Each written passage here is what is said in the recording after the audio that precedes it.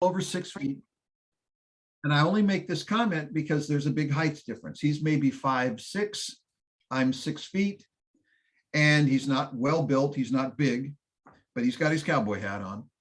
And he screams again at me, as because I look at him kind of blankly, and he goes, "You hit my car, you," and then ba ba ba ba ba, a few choice words. And I went, "Dude, calm down. I don't think I hit it, but if I did, I just touched this rubber bumper. I mean, it barely touched. There's no damn." And he interrupts "You hit my blanking truck, you blanking blank blank blank," and he takes a couple steps toward me, and I'm going, this is not good. Now, I'm an Aikido instructor. I know I can handle myself, but I'm pinned in between two vehicles. I can't go anywhere, and he's advancing on me. So in a flash, a couple of seconds, I'm going through preparation. How do I turn my body so I can face him? If he comes at me, what am I going to do? And my stress level is going up. Meanwhile, he is screaming at me again, using horrible profanity. Keep in mind, I'm the last car on this row. So I am 4 or 5 feet away from, I kind of glance, and I'm aware of a minivan with windows open. And here's a bunch of kids with big eyes, hanging out, listening to this while he's dressing me down. And I notice in the back of his truck, now his kids and his wife have all turned, and they're watching the show. And I'm on point, man. I got a spotlight on me. I'm stuck here. He's advancing on me, and he keeps getting closer because he can get between easier than I am because he's smaller, right? And I get my leg out, and I'm facing him. And I said, "Dude, calm down. Look, there's kids around." Oh, every time I opened my mouth, it just got worse. And he would scream these insults and these horrible, swear words that were just, and my blood pressure is just going nuts. And I'm trying to, try to calm down and get ready. Here he gets, guys, he got close enough to me. Now, I'm not going to engage. My Aikido training is, I don't take the first one. My personal moral training is, I'm not going to throw the first punch. Okay. I don't think that way. Right. Stay here. And so I'm at an emotional, I'm almost panicking here because I'm being forced into doing something I don't want to do. I don't know what his motives are, but he is not slowing down. He keeps advancing, and I'm waiting for something to happen. And I'm worried about the people around me. I'm getting dressed down. I'm embarrassed.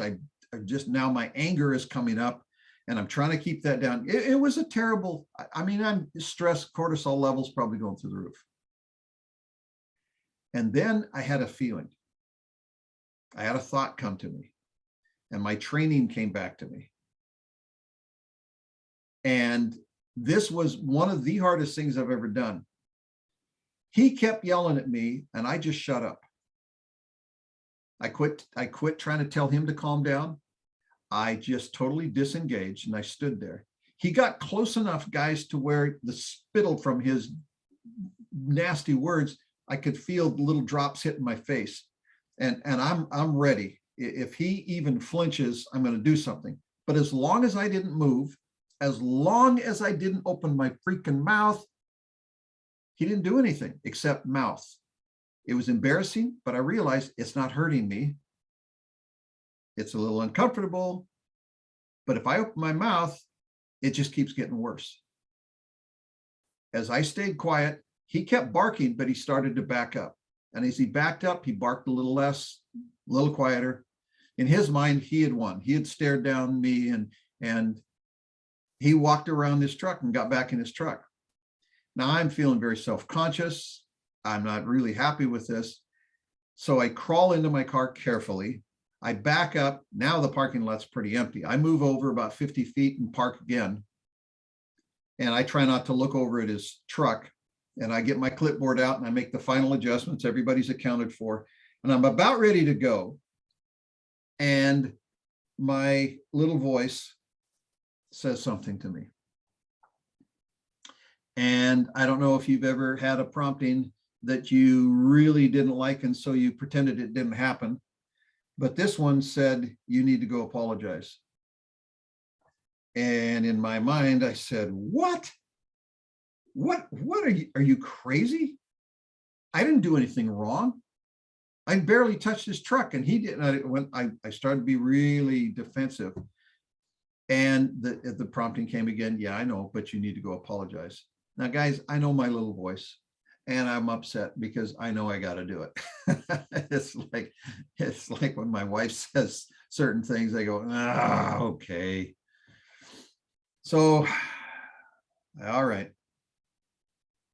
I put my clipboard down. I got out of my car and I start walking over towards his truck across the gravel.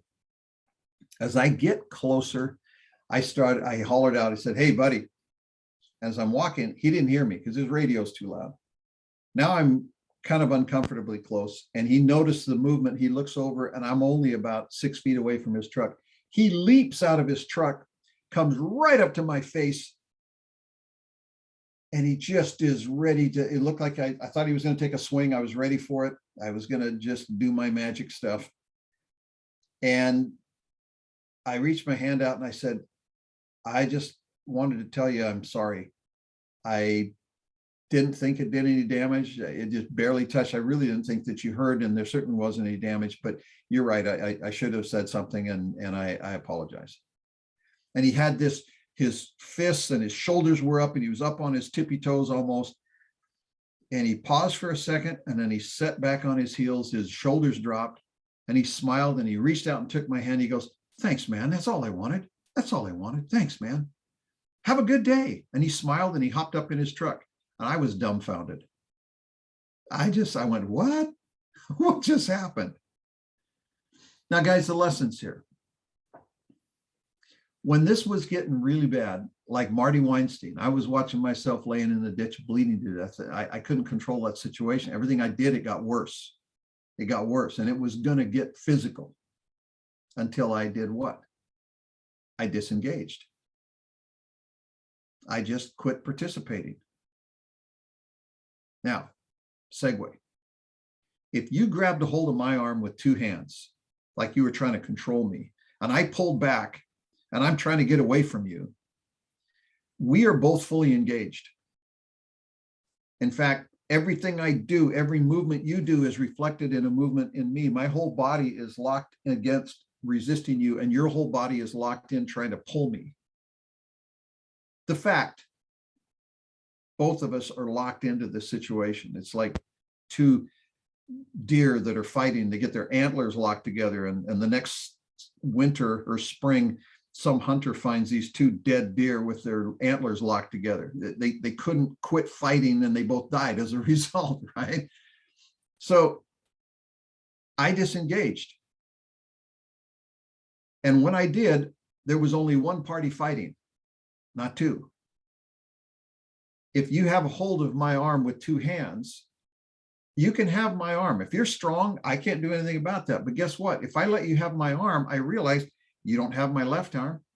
If you got my right one, you don't have my legs, you don't have my body, you don't have my head. I can walk around behind you. If I let my arm just sit there in space and you hold on to it, I can walk behind you, grab you around the neck, tip you backwards, and throw you on the ground. Hey, I do that in Aikido all the time. That's the point. If you've got one spot, if there's nothing I can do about it because you're strong, fine, you can have it. I'll just move from somewhere else. In other words, I'll disengage. And once I disengage, I can walk around. If I'm engaged, I can't walk around. I've got both feet planted on the ground trying to fight you, and you have both feet planted on the ground trying to pull me. But if I disengage, I let you have my arm. That's all you got. You can have my arm. If my trade is set up to where the only risk is $400, and I've decided I'm okay with giving that $400 away to find out if this works. If it doesn't work, it could cost me $400. Is that okay? Yes. Why? Well, because there's a reward. Maybe there's a $1,200 reward, a $1,600 reward if it works the other way. But it could go against me. It could cost $400. Are you okay with that? Yes. Are you sure you're okay? Yeah, I'm fine. That's the cost to find out. You got my arm. You got my $400. That's all you got. If I can think that way, then if it goes against me and it takes my $400, I'm not going to engage and fight and get locked up and go, you know, I lost my $400. You took my, I'm not going to get. There's no point. See, you can disengage. You can have my arm. You can move from somewhere else.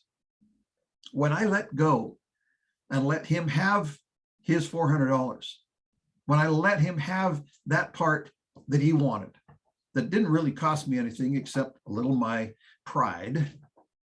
Okay. If I was willing to let that little bit of pride go, the situation resolved itself. And then when I went back and did the little mea culpa, which, you know what that was, guys? That's what forgiveness is. That's what forgiveness is. When you forgive somebody or something, you let go of it. You don't validate it. You don't say it's now okay. No, it's not okay. Whatever they did, it's not okay. But when you forgive, you let go. Why do you have to be caught up with it? If you let go, you've disengaged. It's up to that person, if it's in a situation where you've been offended, it's up to that person to do something about it or not do something about it. Okay. If they do, they do. If they don't, they don't. That's okay. That's okay. What they did was not okay. But what they do about it is between them and God. You let go and you can go on your way. If you continue to carry and drag that bag of dog crap around behind you, that's your problem. You can cut the rope and let go of it. From a trading standpoint, there is always going to be a risk. If you do it properly, you can evaluate and identify that risk. And if long as the reward, you have the 4-to-1 ratio or whatever you're comfortable with, as long as that reward risk ratio is where you want it to be, fine. But you have to be honest about the fact that if this doesn't work, this is what it could cost. And let go of it and not cling to it and not fight it. Guys, picking your battles.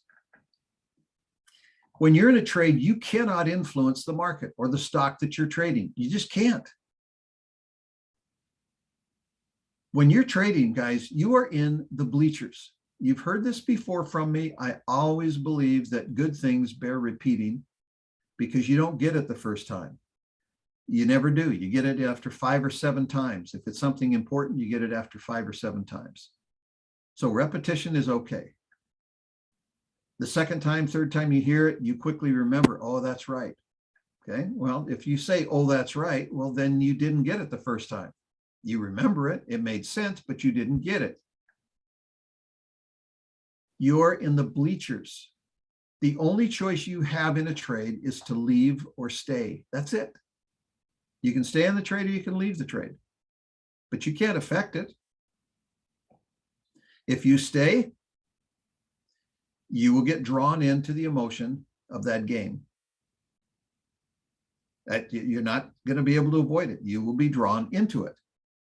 Therefore, if you can manage that emotion and stay calm by knowing the cost and benefit of each one of the potential outcomes, fine. If it gets a little hairy, then you need to be able to disengage. How do you do that? Well, you break. You stand up, you get away, you do breathing exercises like Tripp said, and you get yourself calmed down. If you're properly calmed down, you can get back into it. Or you can say, you know what, I'm going to come back at this tomorrow. I'm not going to handle this today. Here's my stops. They're in place. I'm just not going to look at this anymore. I don't like the way it's feeling. I'm just going to disengage. It is wonderful in a normal workday situation to have a routine of every hour and a half or so at a minimum. You break, you get up, you totally disengage, you go somewhere, you breathe, you do something different. You break the state completely, and then you go back to it. Because you've got a vested interest in the outcome. However, you're going to be inclined to see success in only one way. When you have money on the line, you tend to see it through the eyes of winning and losing. And there's only one way to define success. That's a trap. You have to know that you're at the mercy of other people's actions. And if you know that you're at the mercy of other people's action, then you can let go of the outcome because you can't affect it. Okay? You do not want to be these guys. All right. You don't want to be the crazy fans. If they win, they celebrate like they did it.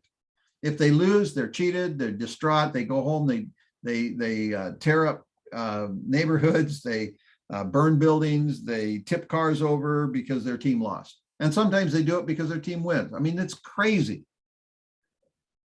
Guys, when you have no control over a situation, or you can feel yourself losing control of a situation, let go. You don't hold on.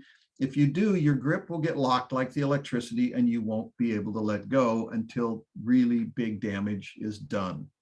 You are, in fact, after all, trying to do three things. Now, remember, I've shown you, all of you, unless you're brand new, these are the three roles that go into every trade. You've got the observer, you've got the pilot, you've got the air traffic controller, whatever different analogy you want to make. We've done several of them. The observer is interested, but they're not engaged. They're disengaged. They're an observer by definition.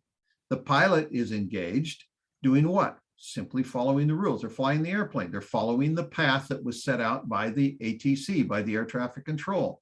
Somebody's got to call out the plan. The person, the ATC, who calls out the plan, there's no pressure. It's just fairly simple facts, okay? You need to go to this altitude, fly this far, make a left-hand turn, drop to this altitude, slow speed, and come in, you land. Okay, they call out the plan. What does the pilot do? He says, okay, roger that, repeats the instructions, and then follows the rules. And as long as the pilot is just following the rules, he's not responsible for the whole, he or she is not responsible for the whole process. They just have to fly the airplane. ATC is not responsible for flying the airplane. They simply call out the plan. And the observer, they're not responsible to do either one of those two things. Their job is to watch them interact. And if anything starts to go wrong, they engage. They step down in and they pull the parties apart, get everything balanced, and then they step out of the way again. They disappear and they watch. The trouble with trading, one of the most difficult parts of trading, is that one person is trying to do three different jobs. It's no wonder you get emotionally overstimulated and you get emotionally frozen like the electricity, is because you're trying to do three jobs and you don't realize it.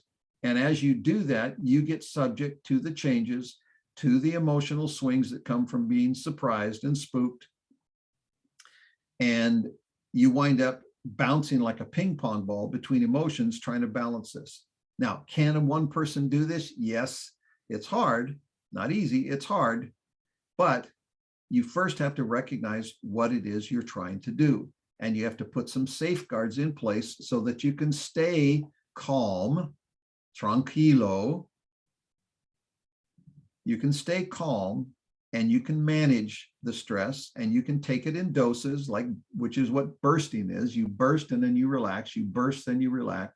You kind of dose your way into this. Look, let me give you a strong suggestion. You probably already know, you should already know this, but here's how you can get to your happy place in trading. Here's one idea that you can take.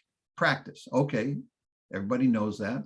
But practice needs to be real. That's why I talk about simulators. Simulators that are so real that you get lost in the, suspending of reality and it becomes real.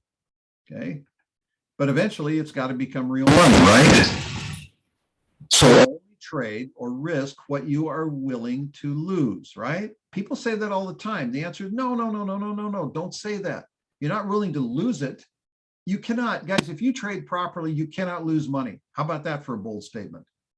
If you trade properly with the right mindset, with the right frame of mind, you cannot lose money. What? You're saying there's a way to trade without losing money? Yes.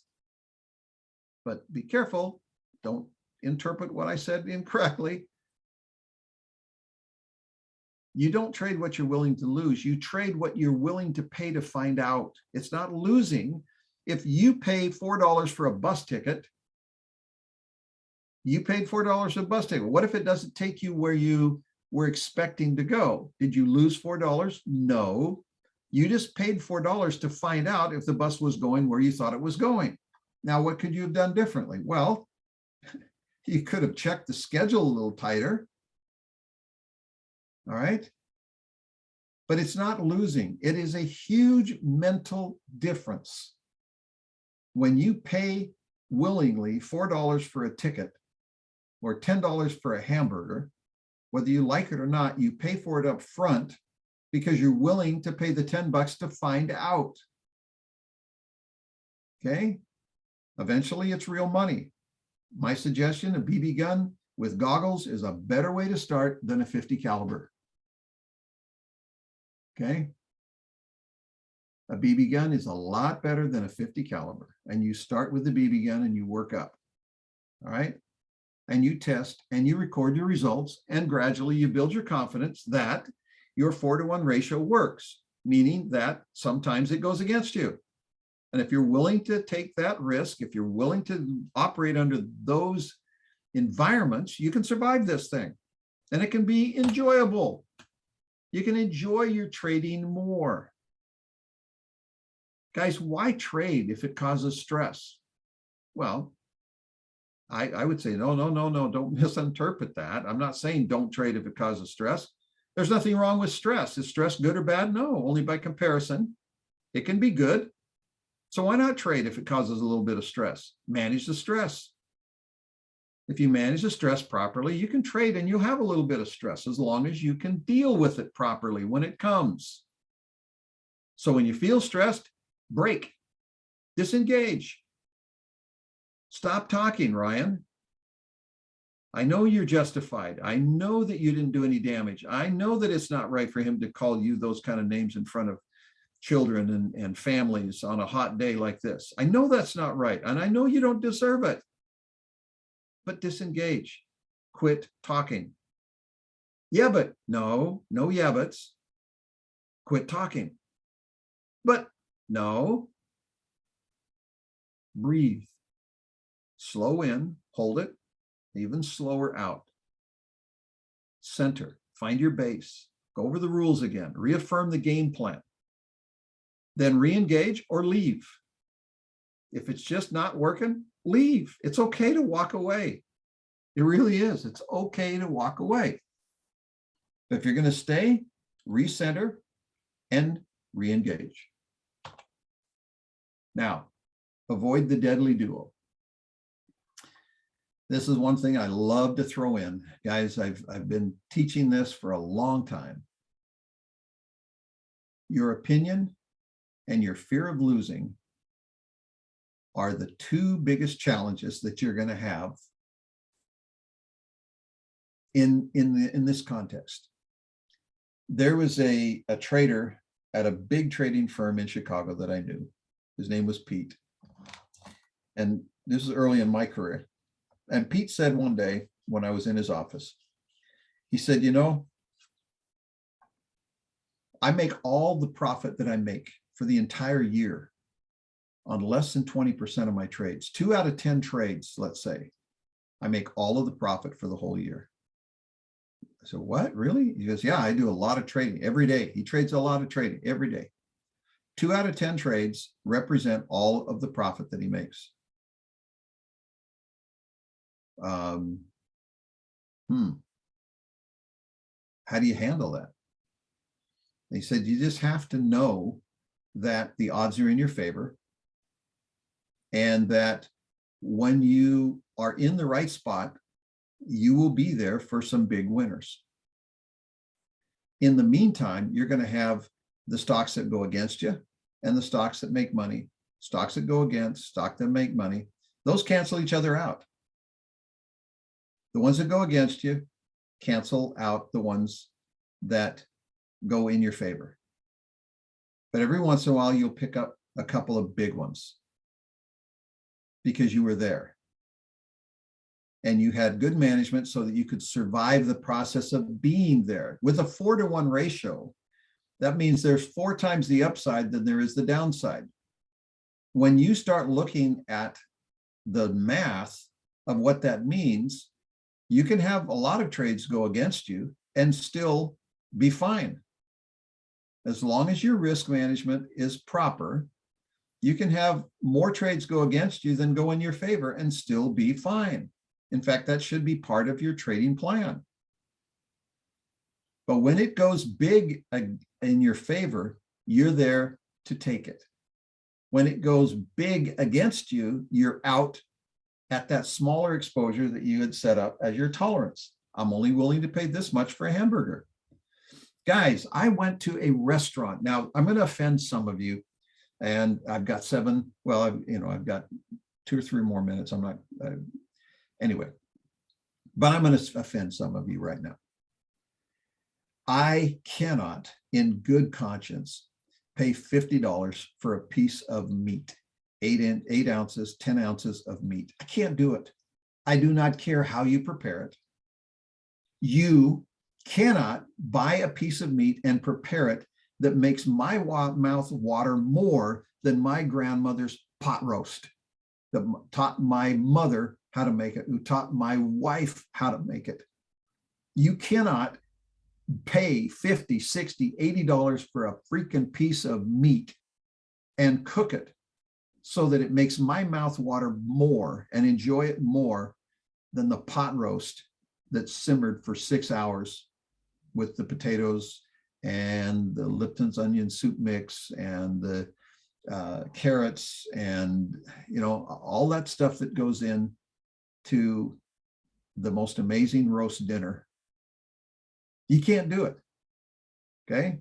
So I don't care how much that Wagyu beef. We went to a restaurant a week ago, and they had this Wagyu beef and this other stuff on the market that was, the prices were unbelievable. Okay.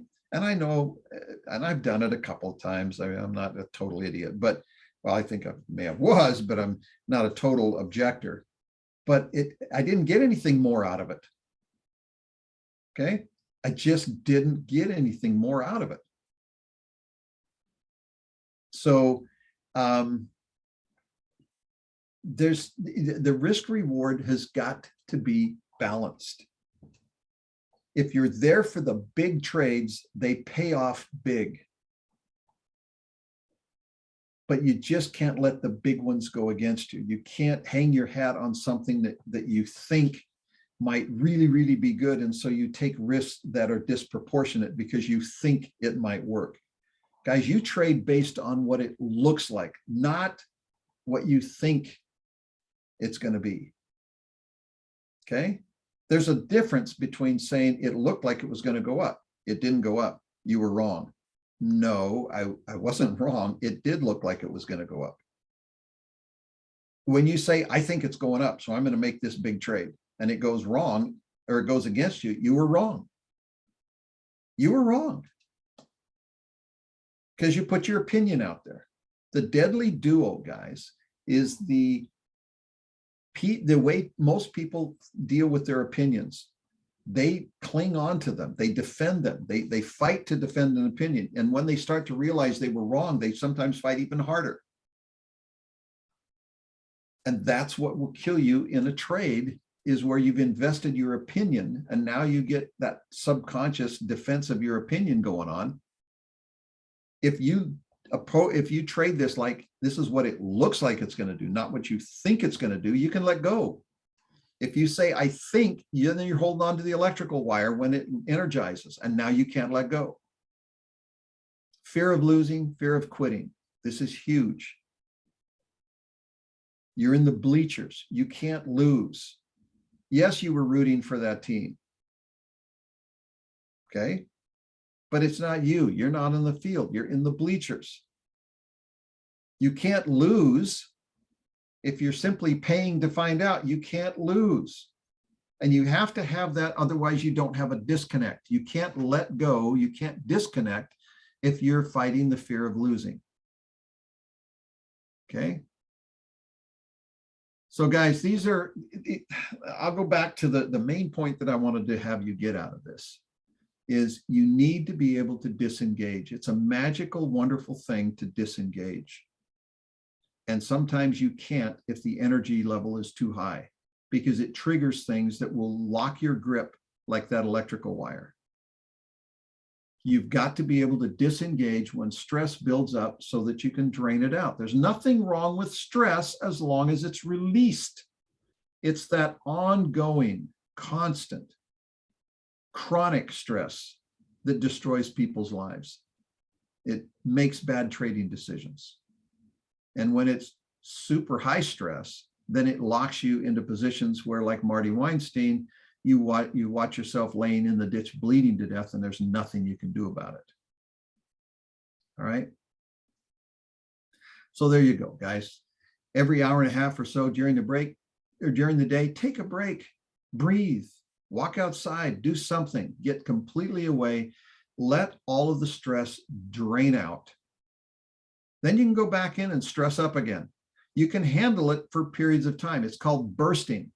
And it's a wonderful way to deal with things. You can take things head on. You can take super high voltage electricity. If you burst it and you have a mechanism that, like a circuit breaker, will break it for you at a certain time. If it gets past a certain point, something, if you can't let go, something else will break it for you. That's the principle. It's not like you want to avoid stress completely. No. And you don't want to trade without emotion. No, you don't. You want to be able to trade calm. That's the emotion you want. How do you do that? We went over all of the different principles that go into a good trading plan, or some of them. That's how you're able to deal with it, to live with it, to manage it. Guys, I want you to be able to enjoy your life in trading. It shouldn't be something that adds more stress to your life.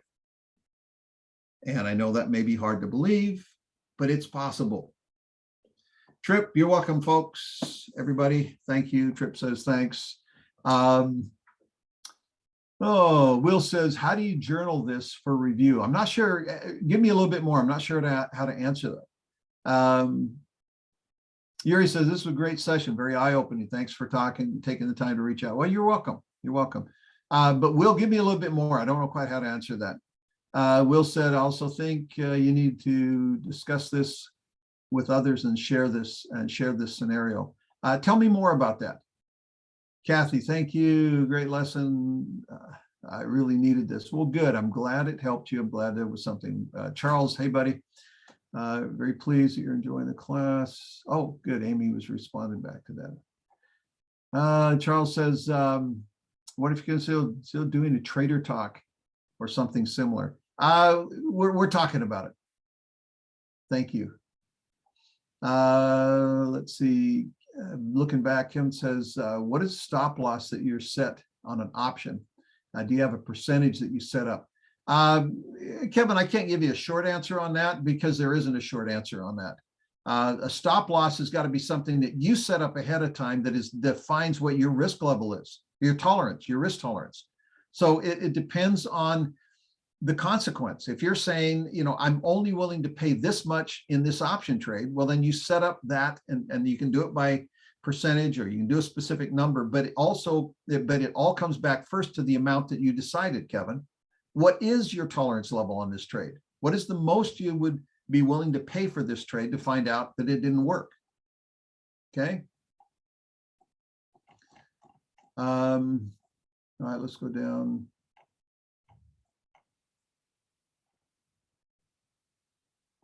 Debriefing after an episode, Will says. Oh, okay. That's your trading journal. Okay, so Will ask about journaling. You need, my advice on the trading journal is you always have to be writing it, assuming, and this is hard to do, guys. This is where you will see the benefit after the fact, not before, after the fact. If you write something down as if you're writing it to a fourth grader or a fifth grader, and you write it assuming that you won't remember. In the moment, Will, we always kind of have this sense or this feeling that, oh, I'll remember this, I'll never forget it. No, you will. You will forget it, and you won't remember it until it's maybe too late. So the hard thing about journaling is to write it as if you were watching it from somebody else and you're describing it. That's the best journaling, because your inclination is going to be to shorthand it, because there's parts, well, I don't need to write that down, I'll remember that. No, you won't.